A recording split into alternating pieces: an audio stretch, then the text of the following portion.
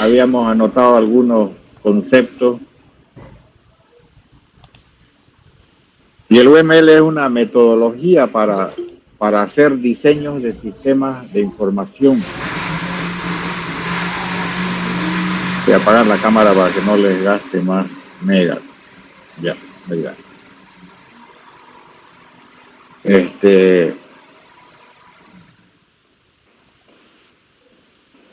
Y algo que a veces cuesta identificar son los atributos o propiedades de un objeto.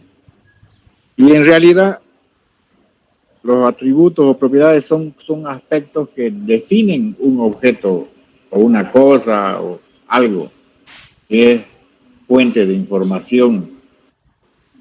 Entonces, hay que empezar a entender desde ahí para poder ya entender después qué es una clase y esas cosas, ¿no?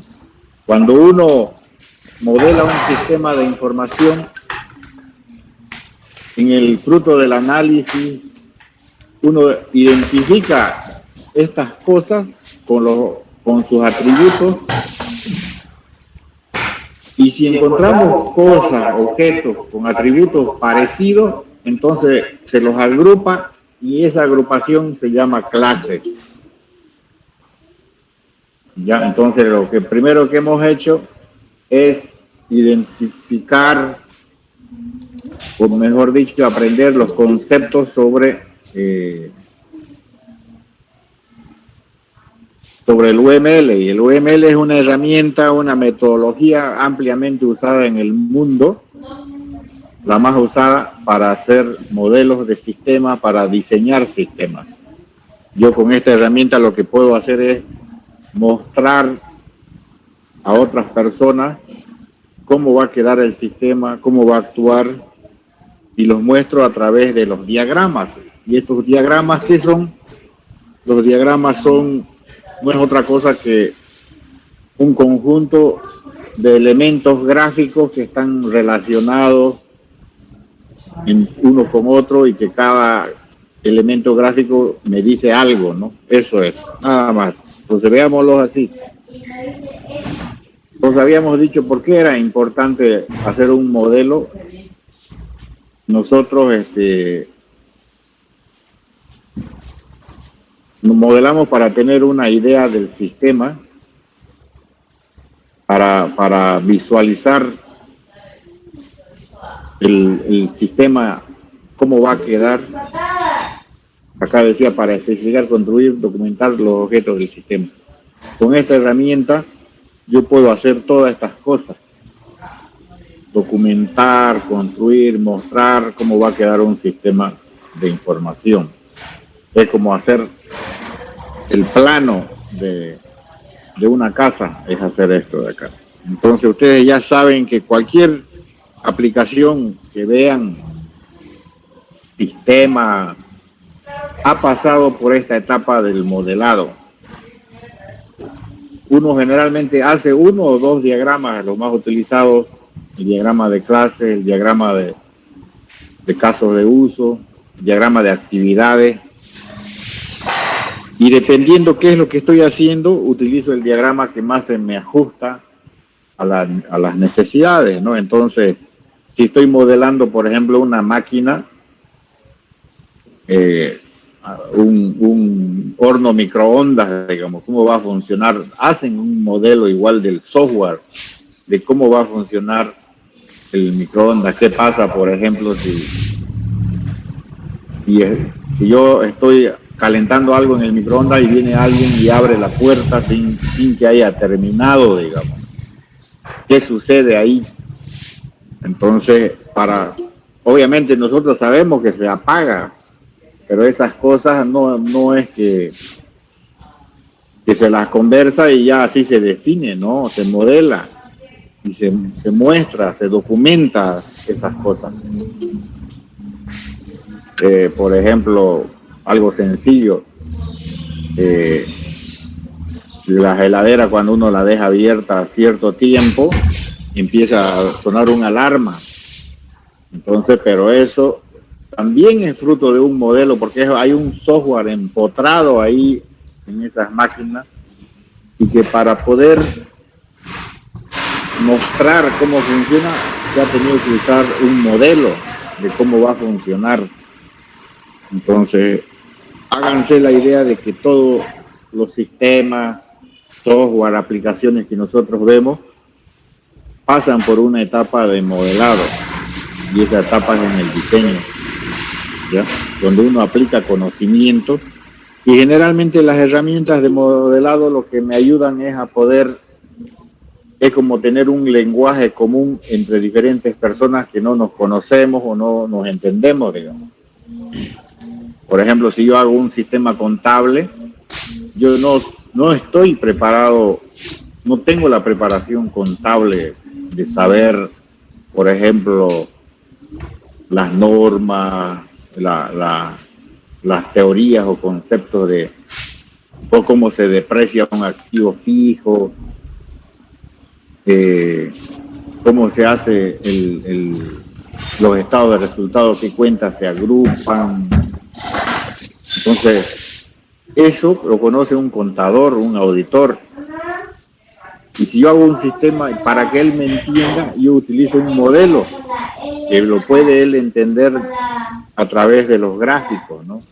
Entonces, para eso es. Bueno, el UML es eso, es una herramienta, una metodología que uno utiliza para hacer modelos de sistemas, que hemos visto, y cómo está compuesto. El UML está compuesto a través de diagramas, donde cada diagrama es una perspectiva del sistema, es una forma de ver el sistema desde una perspectiva, es decir, yo le puse el ejemplo, si me paro delante de un edificio de frente, veo una cosa, me paro a un costado, veo otra cosa, si voy atrás del edificio veo otra cosa, entonces, pero siempre estoy viendo el edificio, solo que de diferentes perspectivas cambia lo que veo.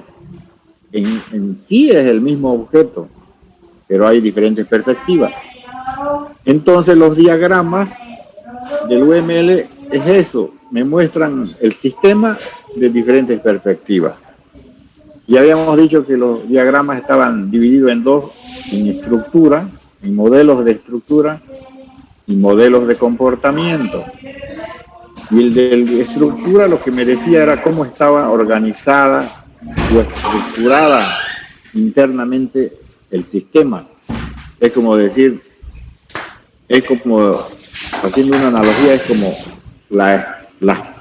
los pilares, las columnas que sostienen toda la estructura de un edificio. Es como que lo que no veo, digamos. Por ejemplo, ustedes ven el edificio, el Palacio de Justicia, se lo ve bonito con vidrio, pero por dentro hay toda una estructura que sostiene ese peso, ¿no? Que no la vemos nosotros a simple vista. Lo mismo en los diagramas de estructura, me muestra cómo está organizado mi sistema, la arquitectura que tiene y la forma, cómo se organiza entre los diferentes elementos y incluso cómo se almacenan, ¿no? Y en el comportamiento, todos los diagramas de comportamiento tienen que ver cómo reacciona mi sistema ante un evento, que puede ser un clic de un usuario. ¿Qué pasa si mando a imprimir, si genero una factura, si le doy guardar, si le doy eliminar a algo? ¿Qué pasa si en un sistema se cortan las comunicaciones? Entonces algún mensaje me va a dar, algo me va a decir, ¿ya? Entonces el UML en el diagrama de comportamiento es la reacción del sistema ante los eventos que suceden en el entorno del sistema, es decir,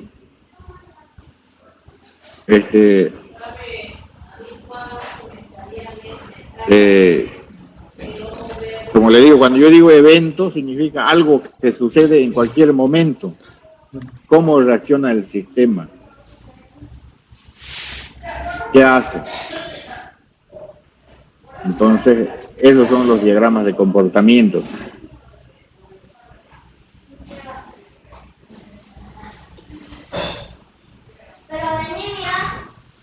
Bueno,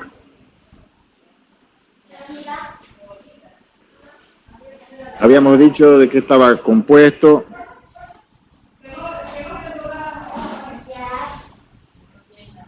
Espérenme un momentito, por favor, que aquí me están molestando ya.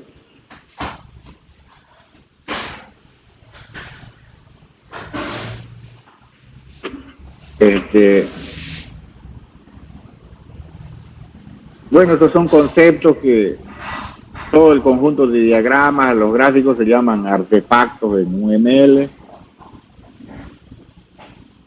Los conceptos, personas son objetos y las comunicaciones entre sí se llaman mensajes. Esto es importante que ustedes, a mí lo que me interesa mucho es que ustedes razonen. Yo no soy muy de la idea de que se aprendan de memoria las cosas, porque al final los conceptos uno lo puede buscar en la literatura, buscando para hacer una definición más exacta. Sí tengo que tener una idea y estar bien ubicado sobre las cosas, ¿no? Pero de ahí que me reciten tal cual una definición, si yo no soy de la idea, es más, hay que entenderla. Bueno, uno cuando la entiende sabe la definición, pero muchas veces uno se complica porque no la define tal cual como está escrita, digamos. Pero de eso no se preocupen.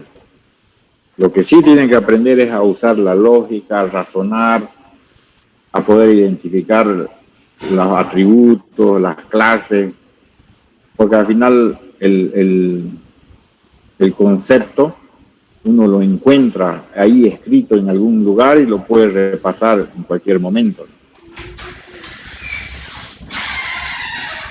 Y bueno, los bloques de construcción son los diagramas, relaciones y los elementos. ¿Y qué era una clase? Habíamos dicho que era una clase, es una categoría o grupo de cosas que tienen atributos y acciones similares. Habíamos dicho que los atributos son cosas que definen a un objeto, a algo, o propiedad se llama también. Las cosas que nos definen a nosotros, por ejemplo, como personas, que dentro de un sistema de información también somos objetos, nuestros datos son objetos, entonces son el carnet de identidad, el nombre, la dirección, el teléfono, dirección domicilio, correo electrónico, son atributos que definen a una persona, ¿ya? Entonces el conjunto de todos esos atributos de diferentes objetos, si se parecen, entonces es una clase. Y un ejemplo clásico son el decir alumno, docente, administrativo.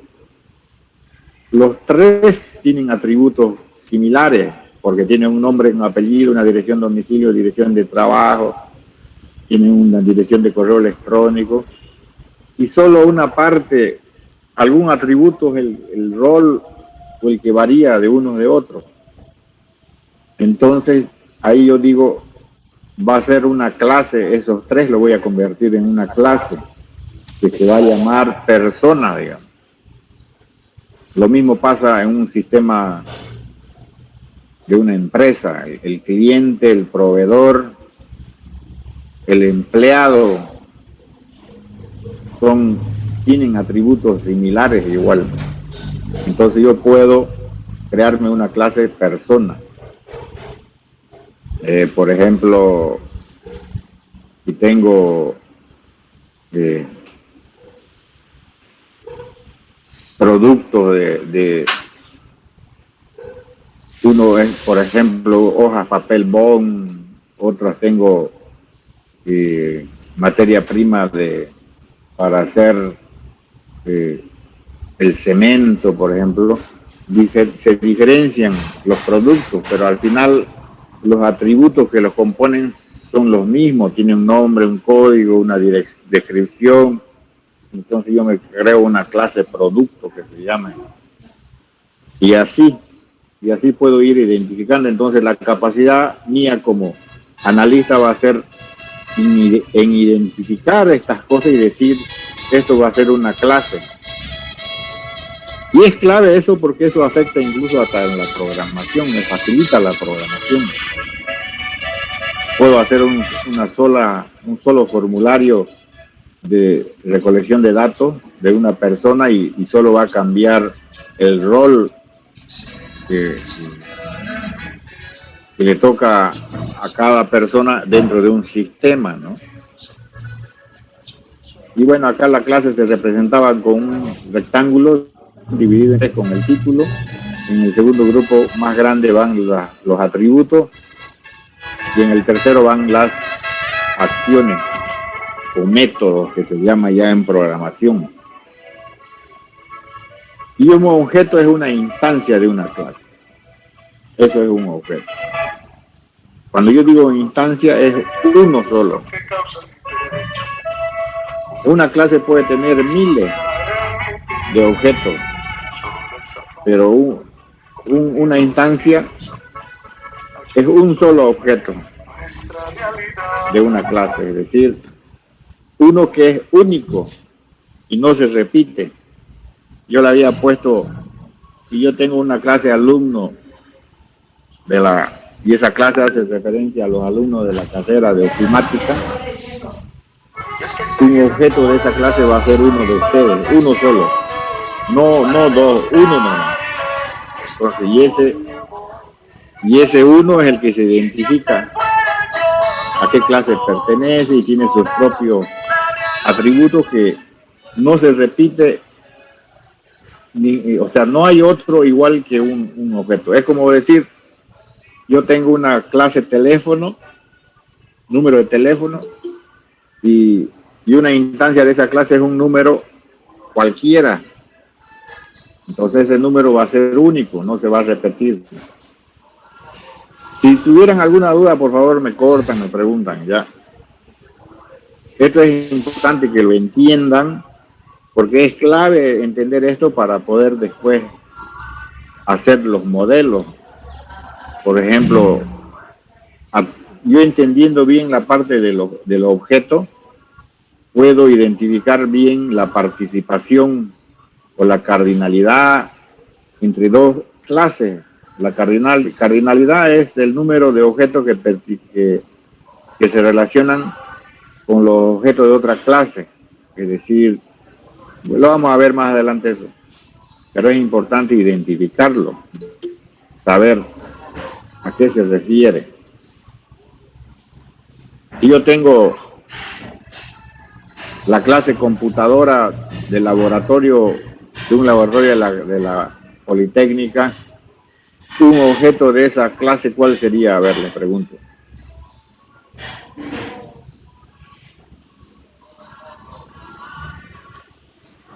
Digamos que estoy en el laboratorio donde hay 60 computadoras y están etiquetadas cada una con PC1, PC2, PC3 hasta las 60. Y todas esas son una clase que se llama computadora. Un objeto de esa, ¿cuál sería?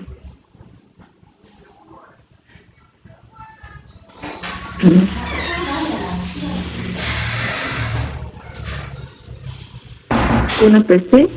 Exacto, una PC cualquiera, ¿no ves? Podría ser la PC 30, PC 40, una, cualquiera.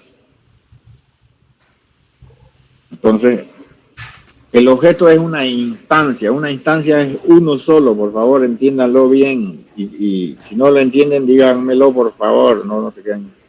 Hablen ahora o callen para siempre. Es una instancia. Yo le digo, ¿puedes repetirlo? No lo escuché. Ya yo le digo que un objeto, a ver, partamos por acá. Una clase es una categoría o grupo de cosas que tienen atributos y acciones similares. Ya entendemos qué son los atributos, ¿no ves? Sabemos ya. Los atributos son aspectos o son valores que definen a algo, a una cosa, a un objeto, a algo. Le pongo el ejemplo otra vez. a nosotros como personas, ¿de qué atributos nos define? Como dato, digamos. El nombre, el apellido, el carnet de identidad, número de teléfono, dirección de correo electrónico y todo eso. Eso me define. Pueden haber personas con el mismo nombre, con el mismo apellido, incluso paterno y materno, pero va a haber algún atributo que lo va a diferenciar. Va a ser el carnet de identidad, no sé, o un código para esa persona. Entonces, en la clase es esa, un conjunto de cosas que tienen los mismos atributos o atributos parecidos. No, Y un estoy objeto empezando, es pero hay uno solo de esa hay una clase. cosa que no sale. No, apenas la primera tabla, de hecho. Una O instancia. la segunda, creo, por ahí me Es, quedé. por ejemplo, Porque hay una, no hacer sé, un paréntesis. dato adjunto, no es, dice dato adjunto y no sale el número 4. No lo entiendo. Están viendo mi pantalla, ¿no? Sí. Sí, ingeniero. Ya digamos que yo tengo la clase venta. Y acá tengo Nada, oye, los objetos que se llaman dos venta tablas no 1, me he hecho, venta son 2, varias, venta pero hay una 3, parte, no es venta la que 4, dice dato venta adjunto, y 5. dice que hay que ponerle Y 4, voy a pero poner punto no hay dónde suspensivo y voy a ponerle tener el la 4. venta N. No sé qué, cómo será eso. Esta es una clase y esto de acá, todo esto o esto son los objetos de la clase venta. Esta venta tiene su propia de una fecha, un importe, un cliente y todo. Tiene un detalle cada una. Entonces, estos son objetos y el conjunto de todos estos es una clase, forman la clase venta, la agrupación. Por ejemplo, la venta que tendrá, pongámosle acá, fecha de la venta, el importe boliviano, el cliente, ¿qué más tiene? La hora que compró, hora, el usuario que registró. ¿Un código? Muy bien, podemos ponerle un código, pongámosle acá código o código de venta, digamos. Entonces, todas estas tienen esto mismo. ¿Qué varían los valores que tienen acá? Entonces, ahora, esto es la clase, todo esto. Ahora, si yo digo un objeto es una de estas, cualquiera. Esta es la venta 4. Allá, eso es una instancia. El objeto es eso, una instancia de una clase. Es decir, uno solo. Entonces te va a hacer el código, nos vamos a inventar 1004. Esto lo ha comprado el 19 de febrero del 2020 por 3.000 bolivianos. El cliente Pedro Velázquez, a la hora a las 16:00. El usuario de registro fue caja 10, digamos. Entonces, esto viene a ser un objeto, todo eso, una instancia, y por supuesto estos otros tienen sus propios valores, pero que son distintos, es decir, no es, este con este no es el mismo, este con este no es el mismo, es único. Un objeto es único, no se repite. Acá el valor que los distingue es el código de venta. Por ejemplo, la venta N aquí, o venta 1, puede ser va a ser el 998. Esto es el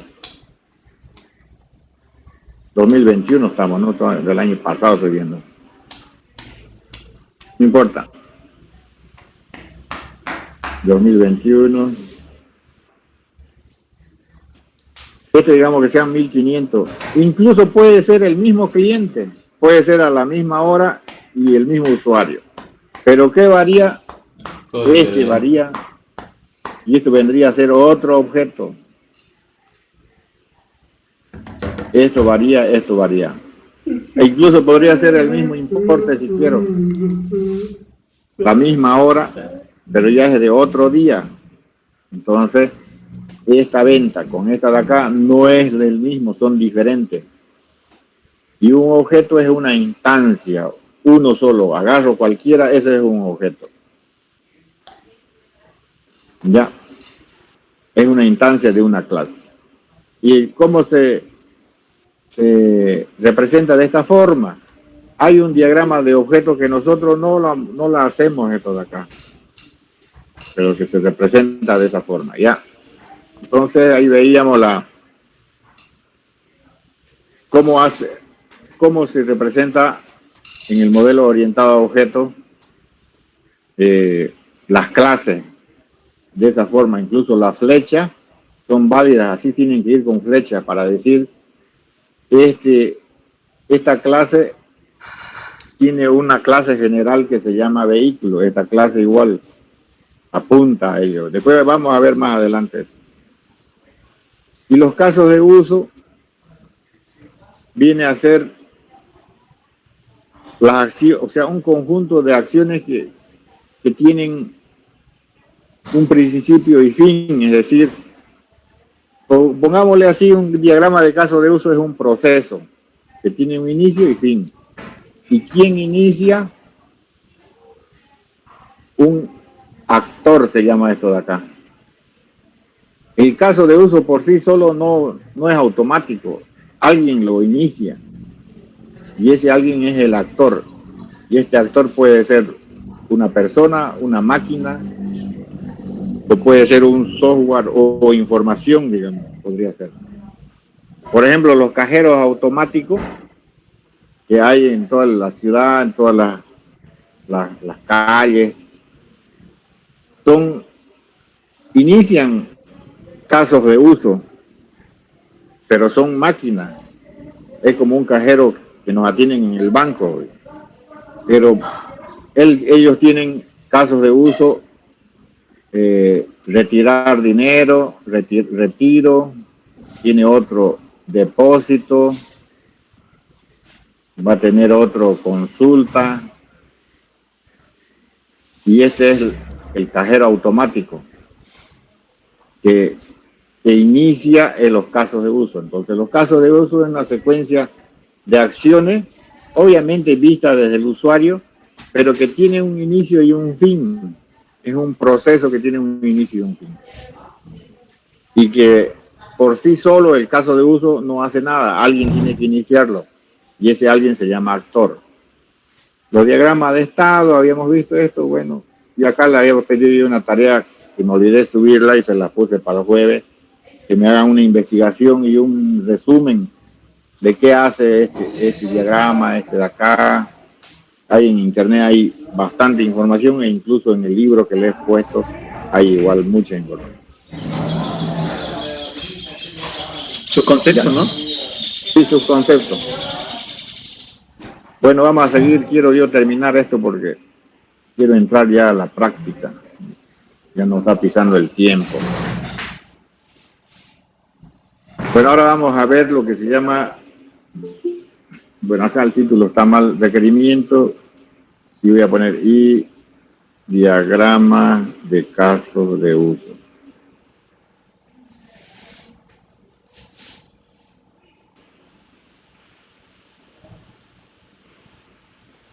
Me pensé que estaba allá. Bueno, ahora vamos a ver esto. Vamos a entrar a ver un diagrama ya del UML, que es el diagrama de caso de uso. Antes de esto hemos visto los conceptos. Nosotros vamos a aprender los diagramas de caso de uso, el diagrama de actividades y el diagrama de clases. Los más centrales son este y el de clases. Y por ahí nos pisa el tiempo, vamos a ir directo al de clase y ya no vamos al diagrama de actividades.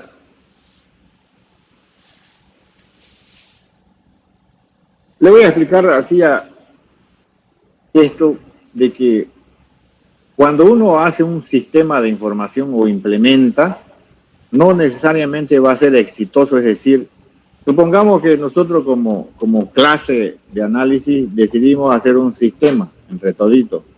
Cada uno va a tener un rol, van a programar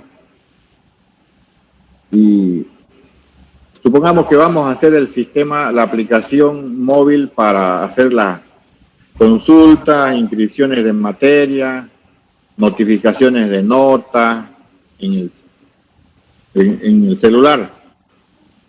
Y somos un equipo, todito. ¿Quién garantiza el éxito? ¿Quién? O sea, ¿quién nos dice, ustedes van a hacer, va a ser exitoso? No hay eso. Hay siempre sus factores de riesgo que hacen que no termine bien el proyecto. Podemos concluirlo, pero por ahí se concluye con problemas. Podemos incluso empezar a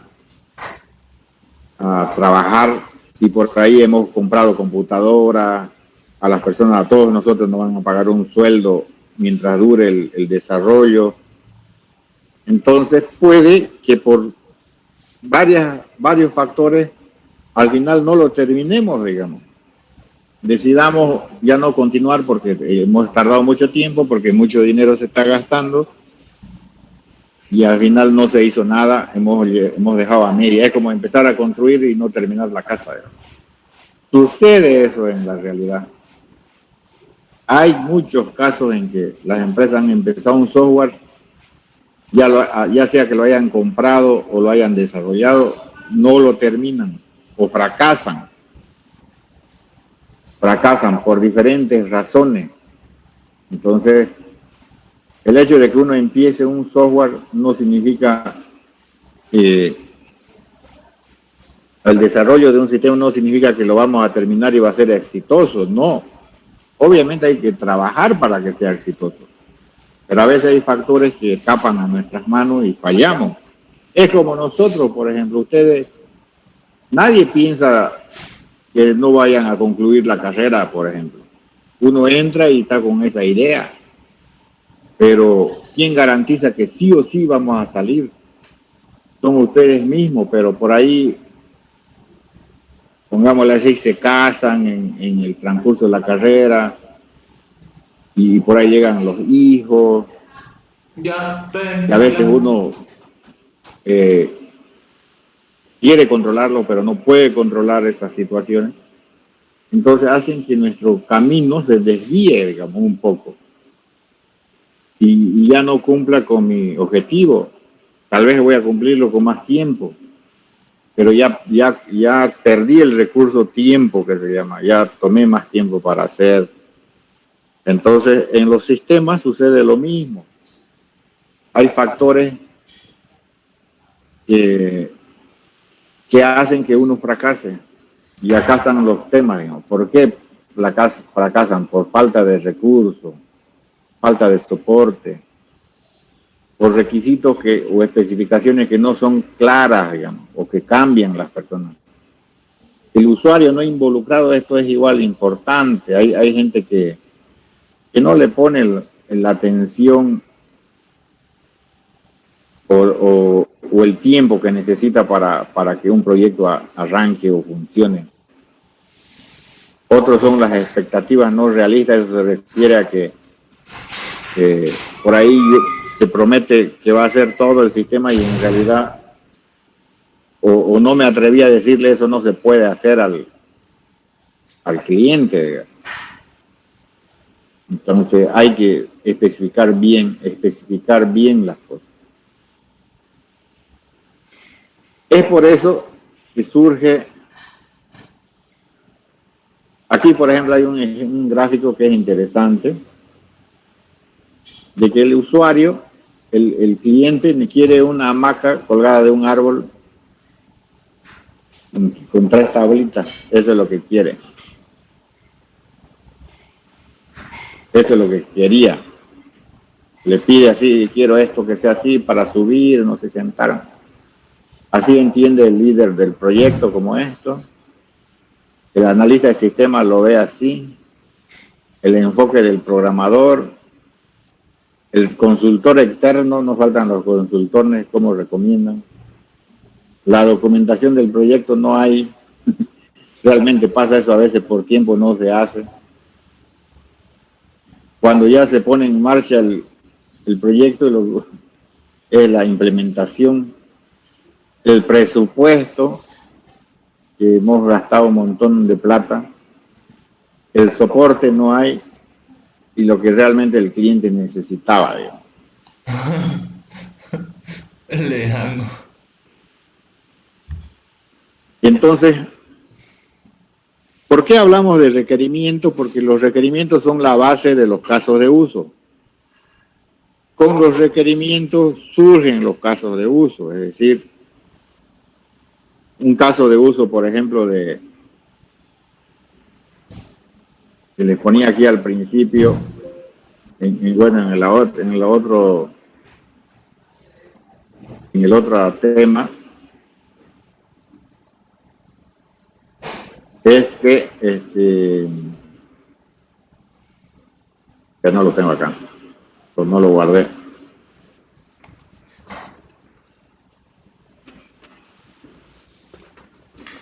Los requerimientos, como les decía, son las bases de los casos de uso. Por ejemplo, yo digo, un requerimiento es poder que yo me pueda inscribir desde mi celular, digamos. Eso es un requerimiento.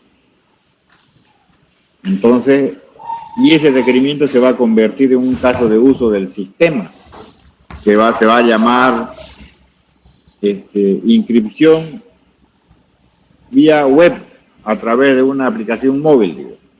Inscripción vía web, o inscripción vía o inscripción móvil, digamos, se podría llamar, el caso de uso. Entonces, todo lo que los usuarios piden cuando quieren algo acerca de un software, de un sistema, se llaman requerimientos.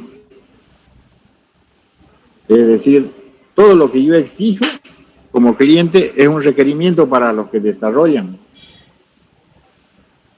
A ver, por ejemplo, yo les pregunto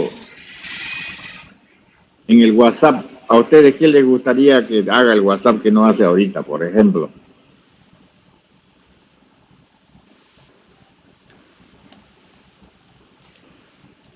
Podría ser, digamos, que se envíen mensajes en internet. Ya, muy bien, que manden mensajes sin internet, que los almacene y los pueda mandar cuando haya conexión, digamos, ¿no ves? Yo tengo otro que poder mandar mensaje a personas que no lo tengan registrada.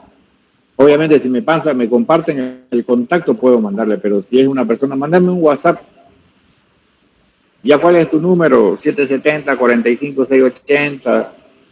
¿Y qué hace uno? Temporal José, digamos, o borrar, y le mando el mensaje. Pues yo quisiera poder escribir un número y mandarle un WhatsApp sin necesidad de registrarlo, porque no lo voy a mandar una sola vez. O por ahí es el que lava el auto, no sé. O el que me vende algo una vez. Entonces, ¿qué otra cosa le gustaría que haga el WhatsApp? A ver.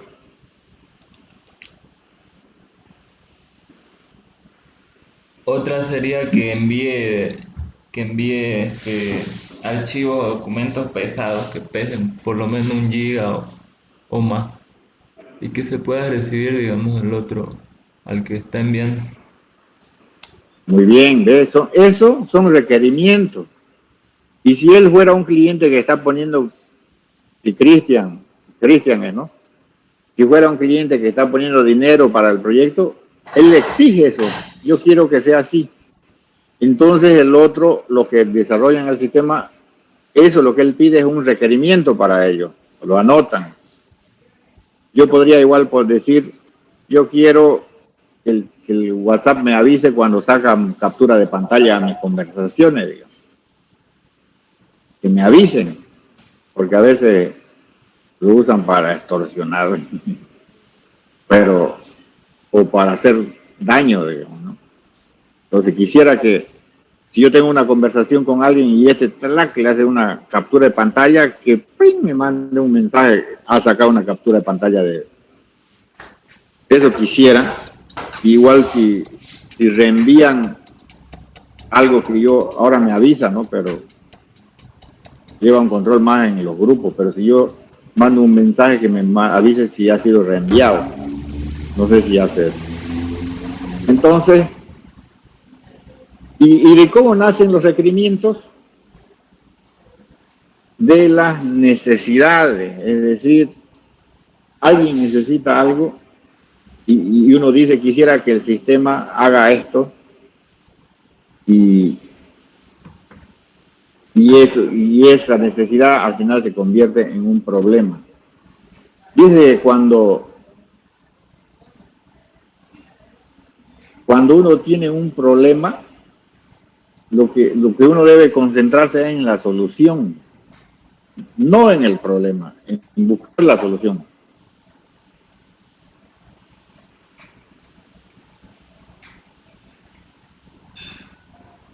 Ya, por ejemplo, acá tenían un problema en esta gráfica de mandar mensajes de los clientes, y pusieron un sistema para que se agilice los mensajes, pero el problema era que igual no se hacía nada porque nadie hacía, digamos. Entonces acá se centraron en el problema de que tardaban mucho en llegar los mensajes. Entonces solucionaron el problema de que no tarde mucho. Ahora tardaba segundos. Pero el problema era que tardaban en la respuesta. Entonces no se centraron en la solución de las cosas, sino en el problema. Es como que si yo tengo un foco que siempre se me quema, ¿cuál es la solución? O sea, ¿qué es lo que hago generalmente? Agarro y le cambio el foco, ¿no? A los días otra vez se quema. Entonces lo que debo hacer es buscar la solución para que no se queme más, digamos. A eso se trata. Entonces podemos decir que un problema está dividido en dos fases. Uno es el espacio del mismo problema en sí, y hay otro espacio de la solución. Entonces uno, cuando quiere analizar algo y solucionar, tiene que hacer esta división de las cosas. Es decir, ¿cuál es el problema y cuáles son las soluciones? El problema es que se me quema el foco. Siempre. No dura mucho. Entonces entonces la solución sería, analicemos si el cable por ahí está quemado, si está carbonizado, no sirve. Entonces hay que cablear de nuevo, desde el inicio. Entonces, cuando uno hace un enfoque de los problemas desde un punto de vista de ingeniería o de análisis, tiene que identificar estos dos espacios, es decir, cuál es el problema realmente y cuál es la solución. Lo que muchos hacemos a veces es centrarnos en esta parte y dar solución a esta partecita del problema, pero no damos, en realidad, no buscamos en este espacio, no entramos de dar solución para que lo de arriba ya no suceda. Bueno, esto, los requerimientos surgen de las necesidades, pero están ubicados en el espacio de la solución, los requerimientos de las cosas. Por ejemplo, ustedes tienen un problema que es el que cuando se conectan para inscribirse vía web, es lento. Se pone más lento en la época de inscripciones, obviamente. ¿Y qué hace? ¿Qué solución seguramente le dan? Sabrán reiniciar el sistema y otra vez. Pero no se centran en este problema de la solución. Y el requisito está aquí, es decir, que los alumnos deben y poder inscribirse desde la web, desde su celular, sin tener problemas. Entonces, la necesidad es que debo cambiar un sistema y debo cambiar tal vez los servidores, no sé. Y desde esta parte van a nacer los requerimientos desde el espacio de la solución. Pero un requerimiento nace desde una necesidad que existe.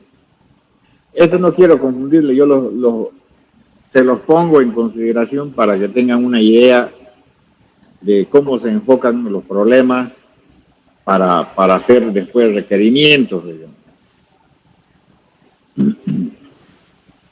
Volviendo al ejemplo del foco, digamos, yo podría decir, el requerimiento es cambiar el foco. No es ese el requerimiento. El requerimiento es que yo cuando encienda ahí, quiero que encienda ese foco. No quiero que esté quemado cada vez. Entonces quiero que haya luz en un espacio. Ya ese es mi requisito, mi requerimiento. Y la gente buscará darle solución a eso.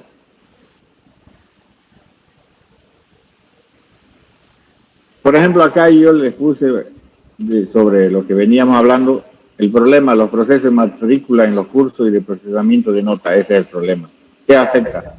Tanto a docentes, estudiantes como al personal administrativo. El impacto, molestia en los estudiantes, pérdida de tiempo para los docentes, ineficiencia en la labor del personal administrativo.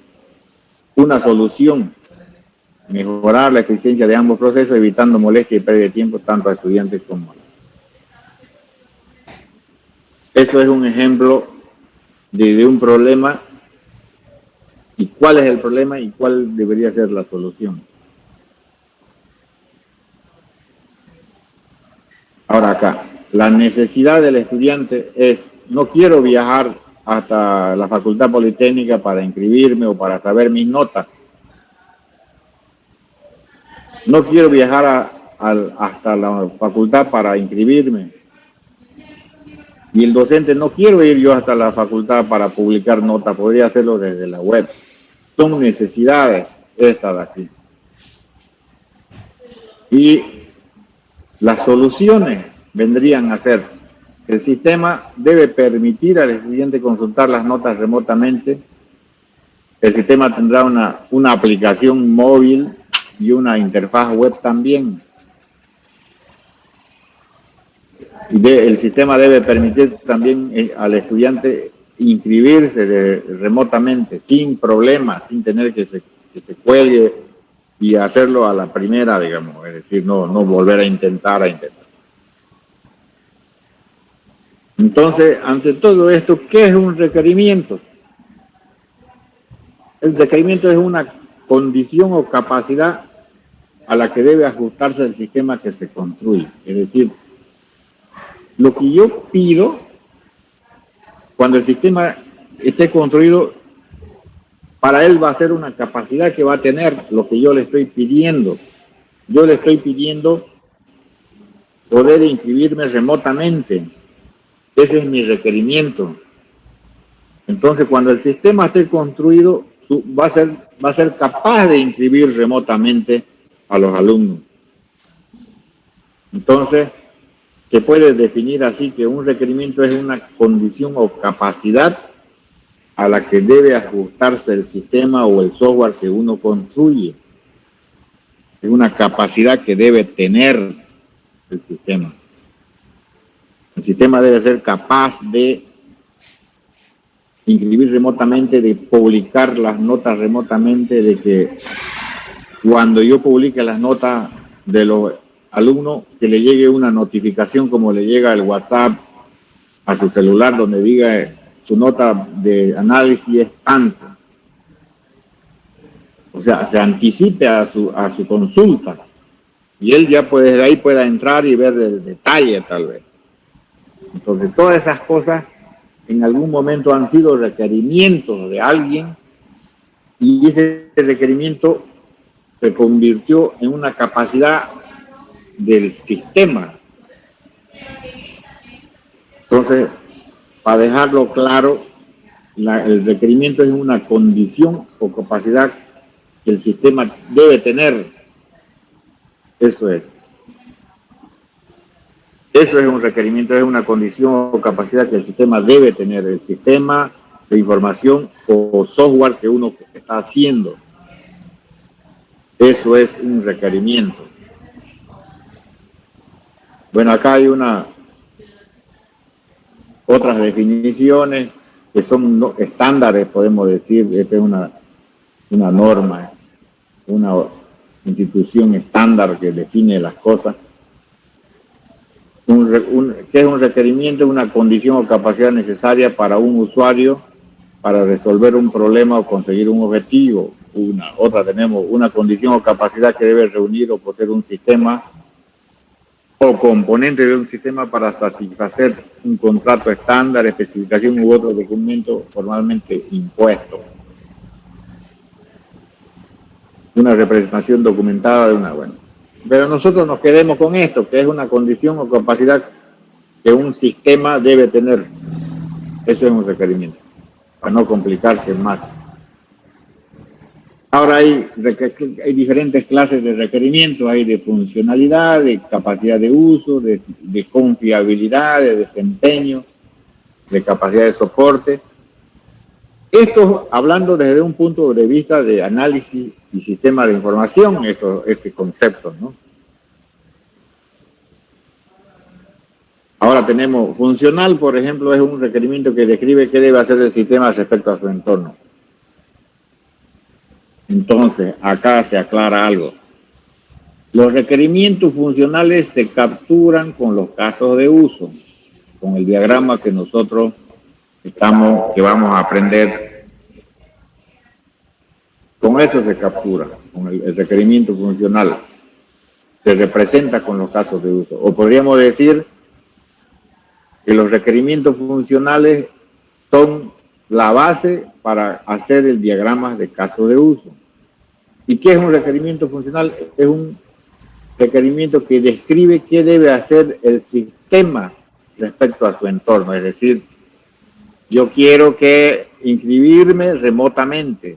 Es un requerimiento funcional. Entonces el sistema va a tener esa capacidad.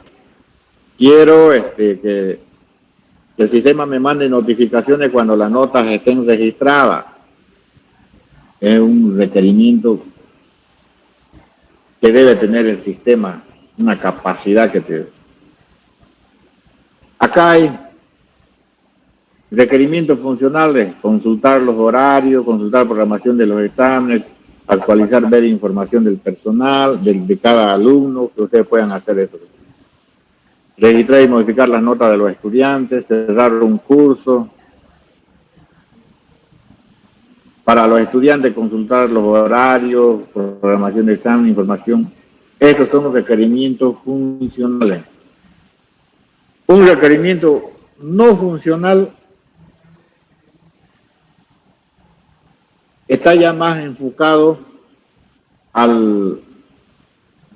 la característica del sistema, por ejemplo, de fiabilidad, de capacidad de uso, de desempeño, capacidad de soporte. Esos son requerimientos no funcionales, por ejemplo.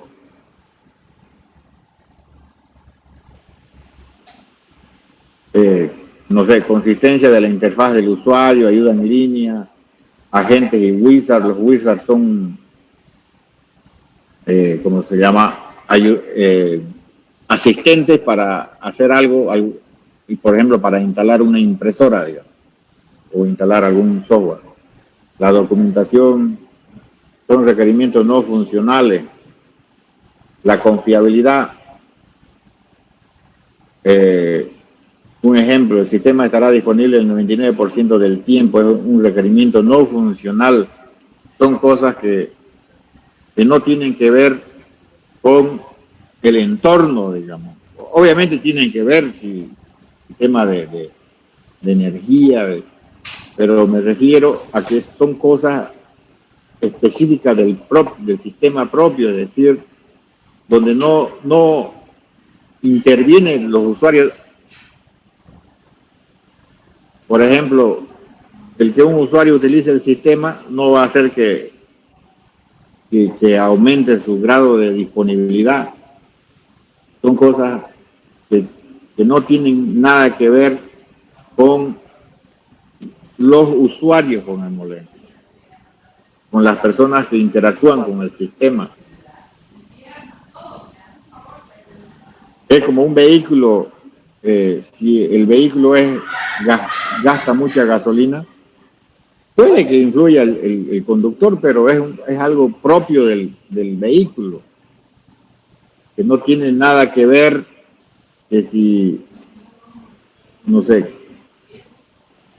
que si lo ando más despacio, si lo ando más lento, no. Tenemos de rendimiento, esto tiene que ser la capacidad de respuesta, el ejemplo, la eficiencia. Por ejemplo, la capacidad, el tiempo de respuesta para una facturación es de medio segundo, digamos. Son requerimientos no funcionales de soporte igual. Esto de soporte se llama la adaptabilidad, podemos decir. ¿Qué pasa si el sistema, yo lo hice para 10 usuarios, o cuando inició el sistema eran 10, ahora son 50 usuarios? ¿Cómo se comporta? Va a soportar ese crecimiento, es adaptable, a eso se refiere. Entonces, son requerimientos no funcionales. Y acá está la definición, que un requerimiento no funcional describe atributos del sistema o del ambiente en donde éste se desarrolla. Y en cambio el requerimiento funcional describe qué debe hacer el sistema respecto a su entorno, a los usuarios y a los otros sistemas.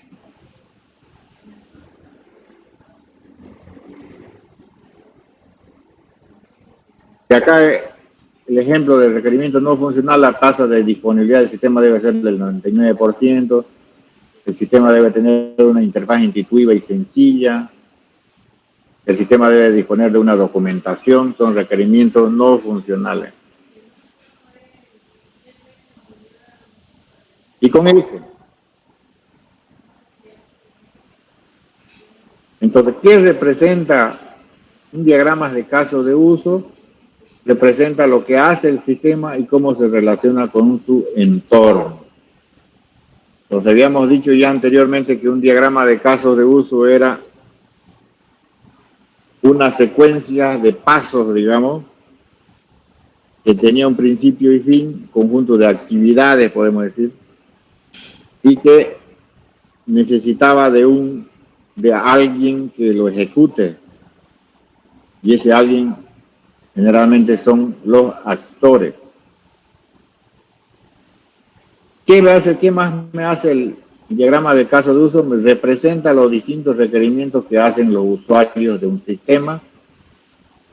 Un diagrama de casos de uso está compuesto por casos de uso, actores y relaciones entre ellos. Y acá hay un ejemplo. ¿Cómo se representa? Los actores vienen a ser el hombrecito de palo. Los casos de uso se representan con una elipse. Y las relaciones son líneas que conectan los actores con los casos de uso.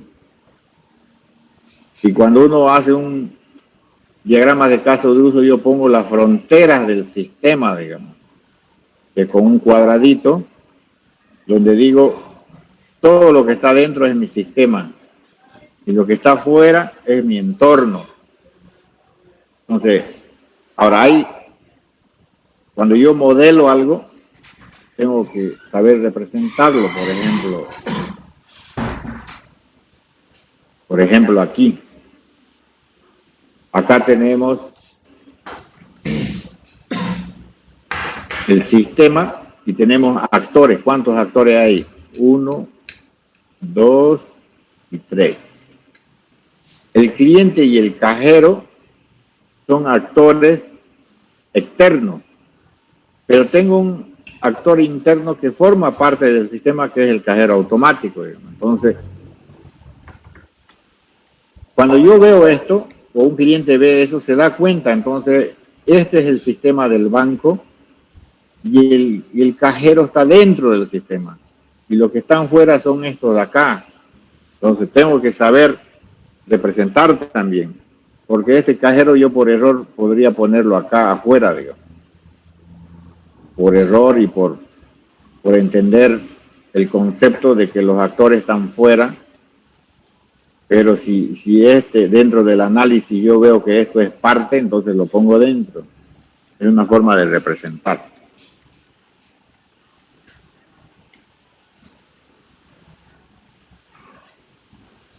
Ahora, aquí tengo que tenía. Tengo una representación de lo que es mi negocio o las reglas del negocio, digamos que es la parte amarilla. Mi organización es la parte azul, que dentro yo tengo el sistema. Y tengo la parte naranja que viene a ser el mundo exterior. Ahora, yo puedo tener, voy a borrar esto. En los casos de uso, puedo tener personas o actores que están en este punto, digamos, en el mundo exterior, o puedo tener dentro de la organización. Por ejemplo, si esta organización es una agencia de viaje, el pasajero que compra a través de la página web, ¿dónde estaría ubicado?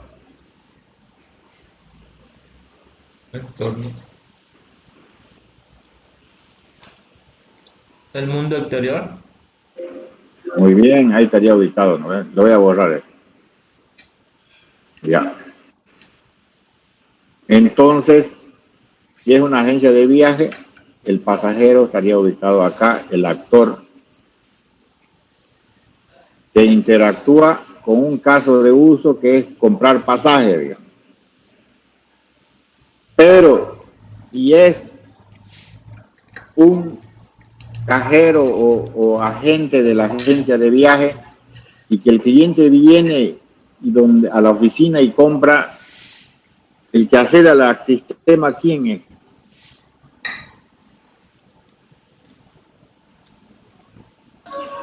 Organización. ¿Cómo? Organización. Sí, acá, muy bien, estaría en la organización, aquí. Este es el que registra y compra el pasaje para este cliente que viene acá. Y si yo tuviera una máquina, una máquina que vende solita el pasaje, tendría que ponerlo acá, el actor, y que se hace lo mismo para comprar pasaje o registrar pasaje. Entonces, cuando uno hace un modelo de diagramas de caso de uso, tiene que ubicar bien dónde están estos actores, y que ahorita vamos a ver qué es un actor, a qué se refiere, ¿ya? Pero un poco esta imagen lo que me hace es ver dónde se ubican las personas o aquellas cosas que interactúan con el sistema, porque recordemos que no solo las personas interactúan con los sistemas, interactúan máquinas, interactúan otros software de otras cosas para iniciar casos de uso. No sé, cuando hoy en el mundo que es tan globalizado, los sistemas están conectados unos entre otros. Es como que si trabajáramos en formas coordinadas con personas que hablan diferentes idiomas, pero que entre todos hemos establecido un protocolo o unos códigos de entendimiento, podamos decir, para que podamos trabajar de manera coordinada entre los sistemas en algo parecido. Por ejemplo, cuando ustedes retiran dinero de un cajero que no es su banco, pero ese sistema está accediendo a su cuenta y está verificando el saldo para ver si pueden retirar. Obviamente ya es otra cosa los costos que hay que les cobran de comisiones y todas esas cosas. Pero lo que quiero decir es que los sistemas interactúan unos con otros y puede que un sistema sea un actor de otro sistema y donde el sistema tercero, podemos decir, o el sistema externo, viene a ser como un actor que ejecuta un caso de uso. Vamos a seguir adelante para que lo podamos entender mejor. Entonces, un caso de uso es una secuencia de acciones realizadas por el sistema que produce un resultado observable y valioso para alguien. Actor. Un actor es un conjunto externo uniforme de personas, sistemas o cosas que solicita un servicio al sistema que se está modelando. Con esto quiero dejar claro que, si bien la metodología muestra al actor como un hombrecito de palo que me podría hacer suponer que siempre es una persona, no es así. Este actor puede ser personas, sistema o cosas, o máquinas, digamos.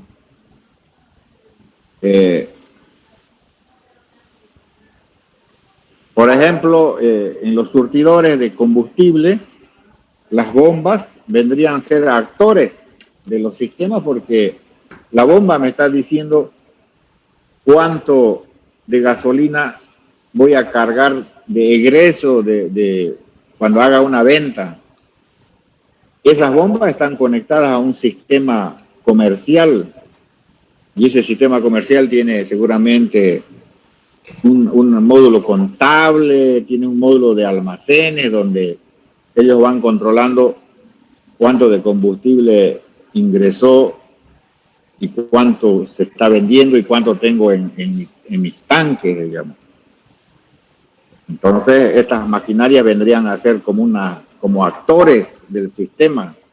Obviamente hay una persona que le dice cuánto tiene que cargar, pero el control de eso lo hace la máquina.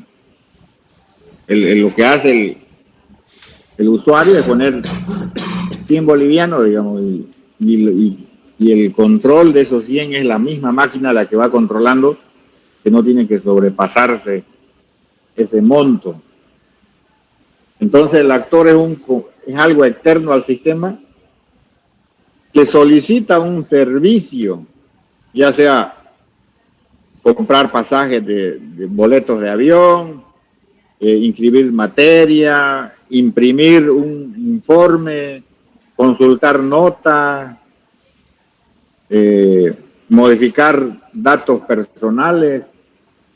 Yo solicito un servicio y quien solicita un servicio es el actor. Y por última vez le digo que el actor, si bien está representado como un hombrecito de palo, no necesariamente es una persona. Puede ser una máquina, un programa, o un valor, un dato, algo. Puede ser un 1, un 0, que dependiendo de ese valor va a iniciar este caso de uso.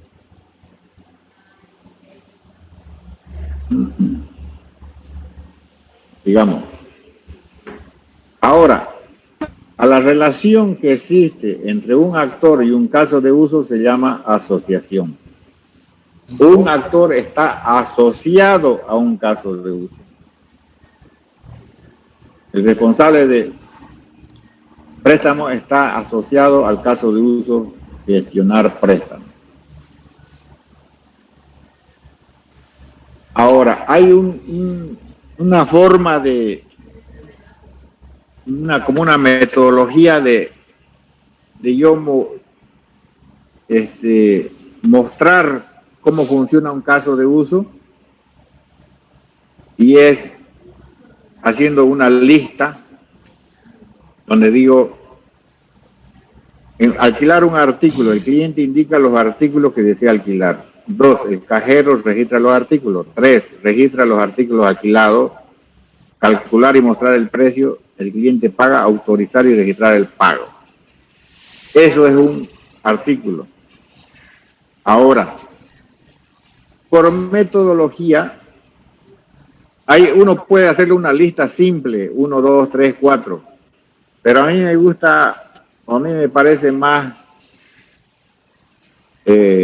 didáctico ponerlo en 2 columnas, donde en un lado, en el lado izquierdo, yo registro las acciones que tiene el actor, que tiene esta persona, este actor.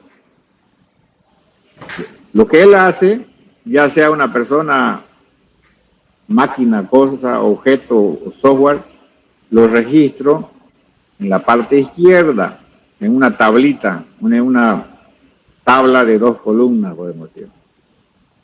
Y cómo me responde el sistema, lo registro en la parte derecha. Es una metodología. Entonces nosotros vamos a usar esta. Cuando se describe el caso de uso, voy a decir en la parte derecha anoto lo que hace el sistema y en la parte izquierda lo que hace el actor. Podemos decir que el caso de uso vendría a ser este de aquí. Podemos decir este caso de uso se llama alquilar artículo. Esto. Y esto es el actor. Y la otra metodología es hacer esta descripción y poner una lista de las actividades que se realizan, pero acá uno no sabe qué es lo que hace el sistema y qué es lo que hace el actor.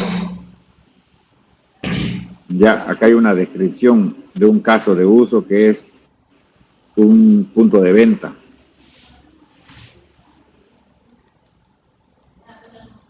Ahora acá hacemos énfasis en los actores porque es importante esto. Podemos decir que un actor es cualquier cosa que se comunica con el sistema y que es externo a él.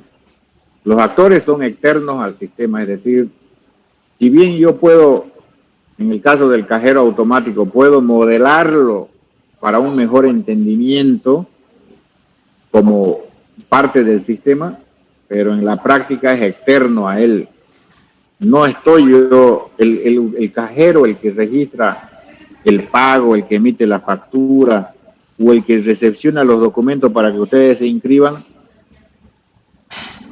no es parte del caso de uso, es decir, es externo, es parte del caso de uso porque lo inicia, pero es externo al sistema, es externo.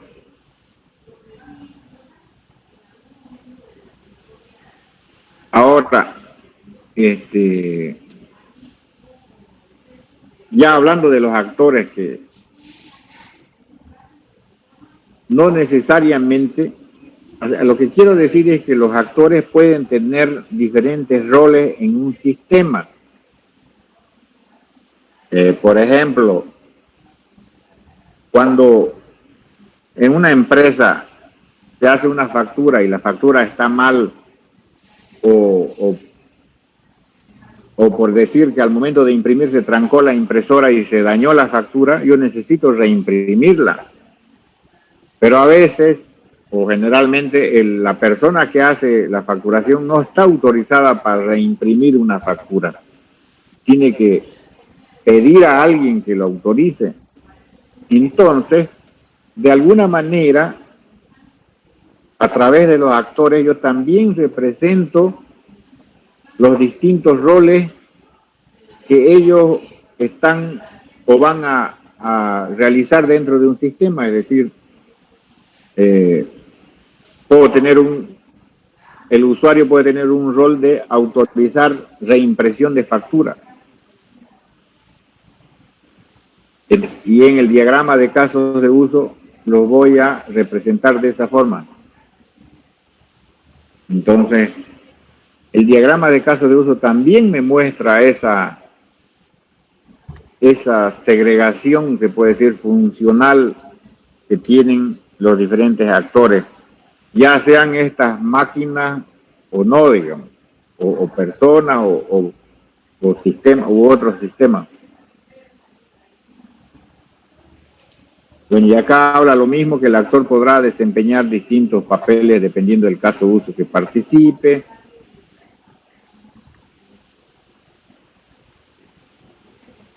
Y un actor representa un conjunto coherente de papeles. Cuando dice papeles, funciones, pongámosle ya, ¿no?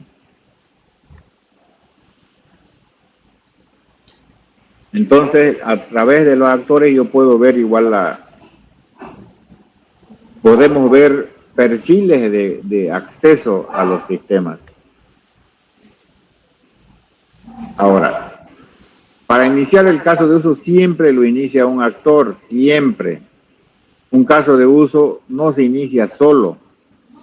Así sea automático, está esperando. Es como, por ejemplo, a ver un ejemplo claro.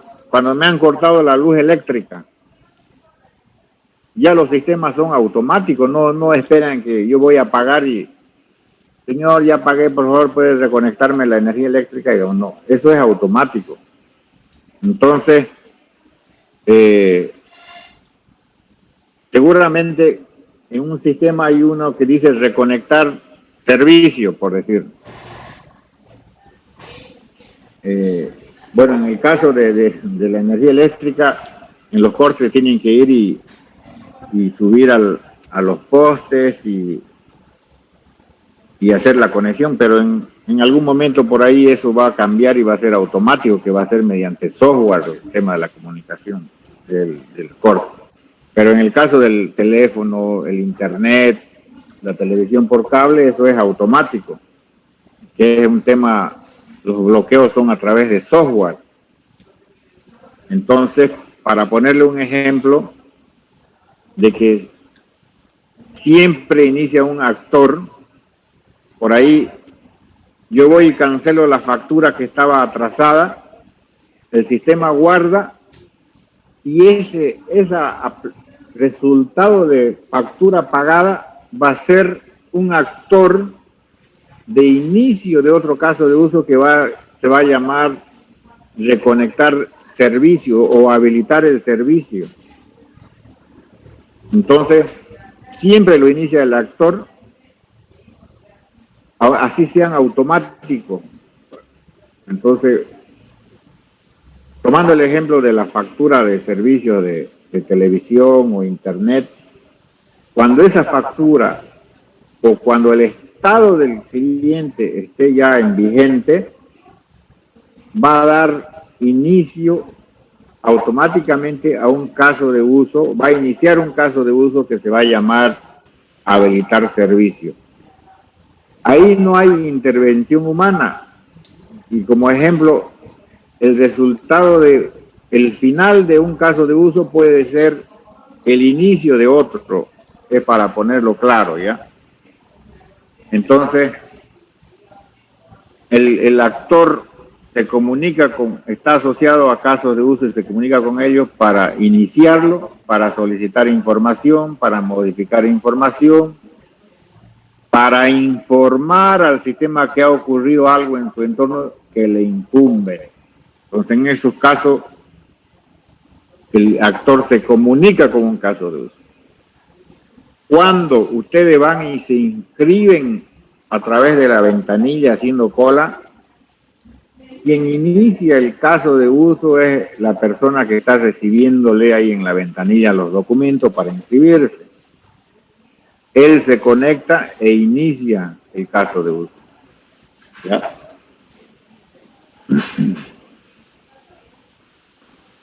Ahora veamos las relaciones entre los elementos, entre el actor y los casos de uso. Entonces tenemos en la relación entre actores, solamente hay una, que se llama generalización o especialización. Aquí igual se repite el análisis orientado a objetos, digamos. Yo represento gráficamente cuando un actor se especializa en otro. Por ejemplo, puedo tener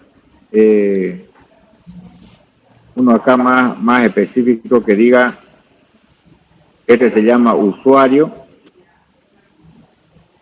y tengo acá, aquí voy a poner el administrador, y acá voy a poner el cajero, digamos.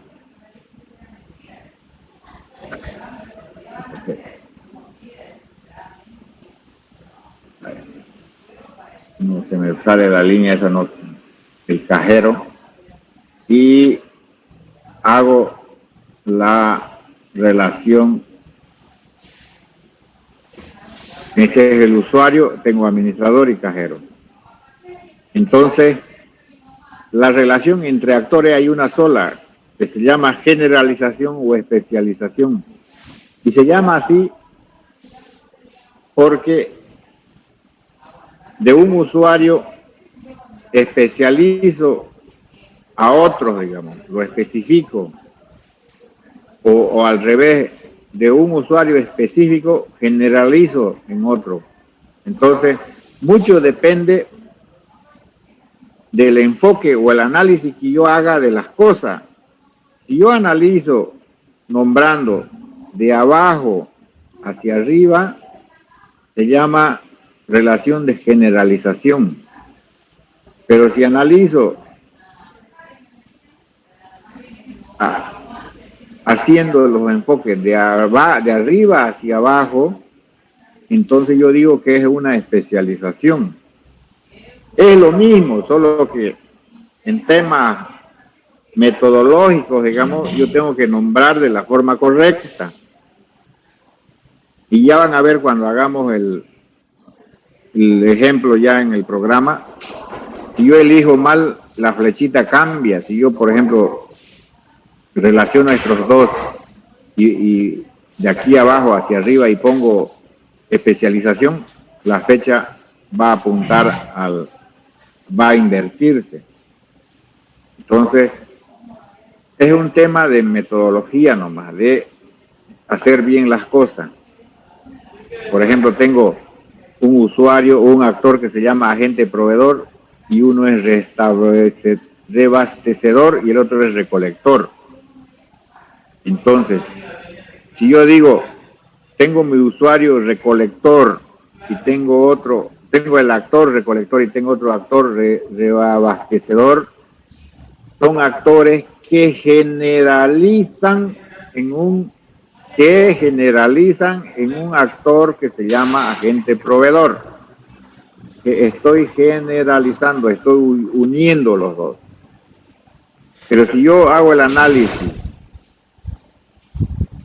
o la lectura, podemos decir, desde arriba hacia abajo, voy a decir, tengo un actor que se llama agente proveedor, que se especializa en los actores reabastecedor y en los actores recolector. Entonces, como les digo, es un tema metodológico y de interpretación nomás. No se asusten, depende cómo yo hago la lectura o el análisis. Por un tema de hacer bien las cosas, no puedo decir, tengo el actor reabastecedor y recolector que se especializa en el agente proveedor. No, está mal. Que generaliza, tengo que decir. Es por eso que la relación se llama ya sea de generalización o especialización y depende de la lectura, cómo lo haga. No sé si tienen alguna pregunta o si se comprende esta parte.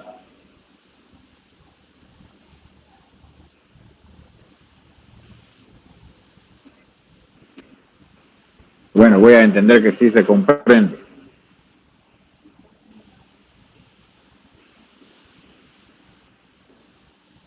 esto es general y esto de acá es especialización. Muy bien. ¿Cómo se relaciona un actor con un caso de uso? Como ya habíamos dicho, se llama una relación de asociación. Bueno, y en el software, cuando uno hace el software, le pone relación de comunicación, que es lo mismo, ¿no? Entre el actor y un caso de uso. Es una relación de... La secretaria está asociada o se comunica con el caso de uso registrar matrícula. Esa es la única relación de asociación o de comunicación. Ahora veamos las relaciones entre los casos de uso. Igual aquí hay generalización o especialización dependiendo del enfoque. El caso de uso A, que viene a ser esto, hereda la especificación del caso de uso B, de acá. Y acá hay un ejemplo, que tengo realizar cobranza. Entonces, este es un caso de uso general, pero está especificado de que esa cobranza yo la puedo hacer en efectivo, con tarjeta o con cheque. Entonces, este caso hereda las especificaciones de realizar cobranza. Igual acá, hereda todas las especificaciones de realizar cobranza y solamente ya varían o se aumentan los casos que concierne o las actividades o acciones que conciernen solo a la cobranza en efectivo, a la cobranza con tarjeta o a la cobranza con cheque. Esa relación se llama de generalización o especialización. El mismo, o sea, lo mismo como en el caso de los actores es igual acá. Podemos decir que tenemos casos de uso cobranza en efectivo que se generalizan en el caso de uso realizar cobranza. El realizar cobranza se especializa en los casos de uso de cobranza en efectivo, cobranza con tarjeta y cobranza con cheque. Después tenemos la relación incluir. Esto es importante cuando uno modela para la gente que programa, digamos, este diagrama, porque con esto se da cuenta qué es lo que tiene que hacer también el programador, y también es una forma de darle a entender al cliente, al usuario final, de cómo se van a hacer los controles dentro de los casos de uso. Por ejemplo, la relación incluir me dice que el comportamiento de B, que el caso de uso A siempre incluye o usa el comportamiento de B. Es una relación de dependencia, es decir, por ejemplo, acá tengo registrar matrícula. Y tengo un caso de uso que vendría a ser el B, que dice validar usuario. Entonces esto me dice que tanto para los casos de uso, registrar matrícula, aperturar curso, voy a validar el usuario que tenga los permisos. Me va a validar. Y fíjense que esta es una forma de mostrar las restricciones o los controles que va a tener el sistema en cuestión de acceso.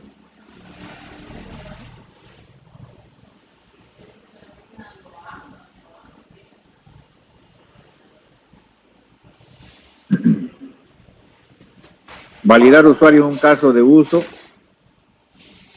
que va a estar incluido en diferentes otros casos de uso donde se necesite validar si tiene permiso o no un usuario.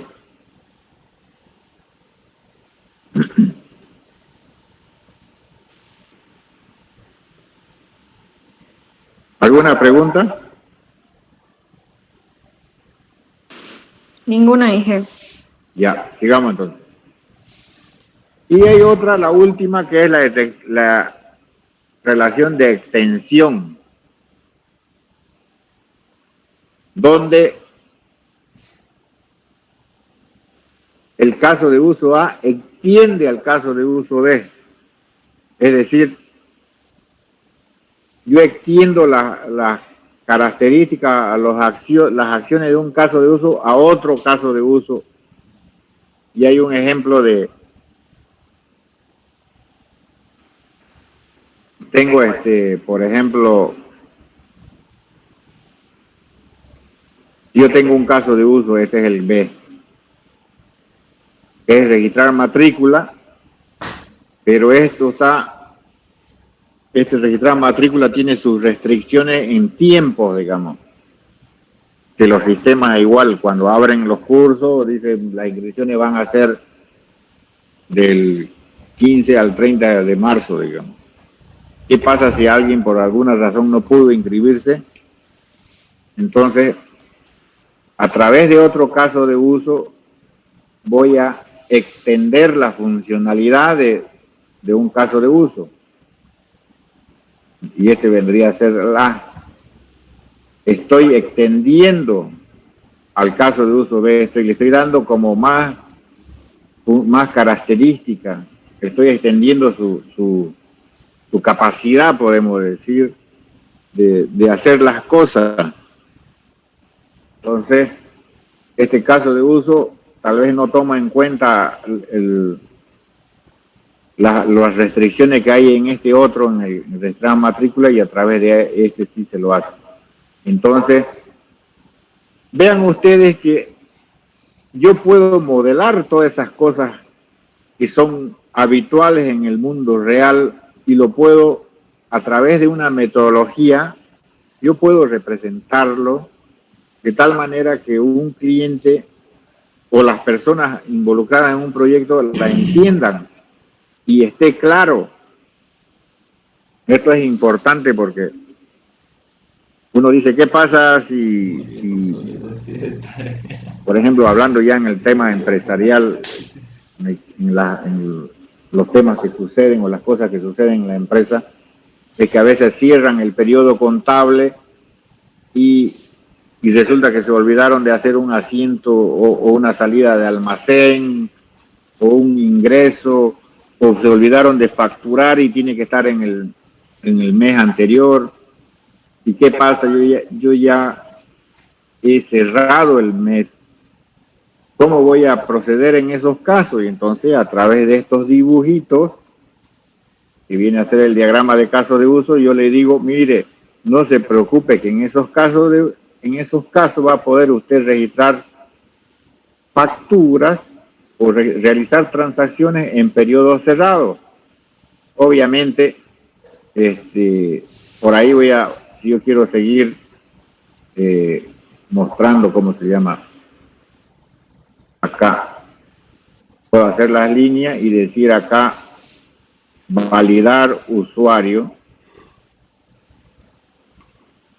Parece una carita el validar usuario, pero puedo hacer ese control.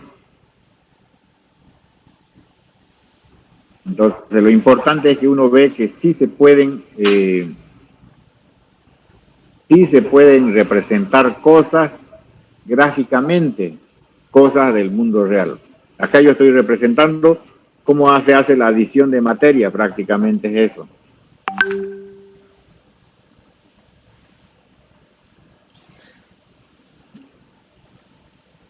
Ahora, ¿cómo identificamos los casos de uso? Primero identificamos a los usuarios, a los actores del sistema. Por cada encontramos, o sea, tenemos que identificar todos los roles que van a tener los usuarios y que son importantes en el sistema, es decir, va a haber uno que va a facturar, otro va a realizar el pago, otro va a registrar, otro va a entregar los productos al cliente, otro va a registrar el pago, otro va a comprar, no sé. Y esos son roles. Y por cada rol, identificar los objetivos para interactuar con el sistema. Y por cada objetivo, crear un caso de uso. Luego hay que estructurarlo, buscarle las relaciones, agruparlo, generalizarlo o especificarlo y validar el usuario. Estos son medios complejos, van a ver que ya en la práctica eso se facilita, o sea, esta es la teoría que dice, pero a veces uno le pone cosas que parecieran complejas, pero en la realidad no son. ¿Ya? Y aquí hay un ejemplo de cómo es un caso de uso del registrar matrícula. Tengo un usuario que está especializado en dos usuarios, que uno es la secretaria y el otro el director de escuela. La secretaria está asociada al caso de uso registrar matrícula.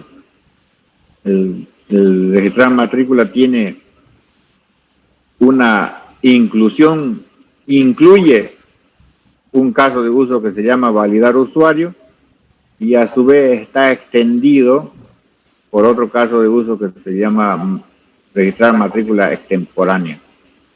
El director, por su lado, está asociado o se comunica con el caso de uso aperturar curso y este caso de uso incluye las especificaciones del caso de uso validar usuario. Y eso sería.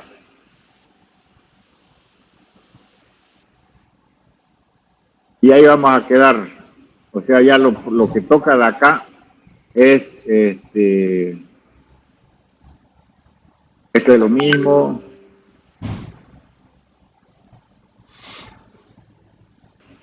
Acá le mostraba el ejemplo de la agencia de viaje, que el actor, dependiendo de dónde interactúe con el sistema, él es un actor, y si no es un cliente, nomás un pasajero. Si él hace la compra al sistema vía web, es un actor del sistema. Él ejecuta el caso de uso de venta de boletos de avión, digamos. Y si él va a una oficina de la agencia de viaje, el que inicia el caso de uso es el agente de viaje, ¿no?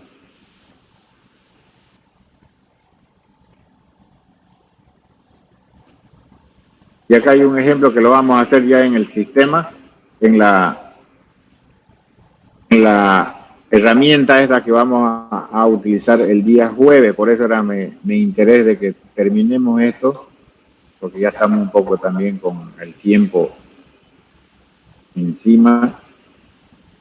Y ya les pasé el enlace para que se instalen esta herramienta en sus computadoras. Y ya el día jueves vamos a hacer prácticas directamente en esta herramienta. Vamos a hacer una lista en Excel, pero en la medida que vayamos haciendo, vamos a ir haciéndolo en este sistema, en esta aplicación. No sé si tienen alguna pregunta. Por ahora no. Ya, entonces Está todo claro. el día jueves entonces hacemos las prácticas, ¿ya? Ya está bien. Nos vemos el día jueves. Una pregunta, ingeniero. Dime.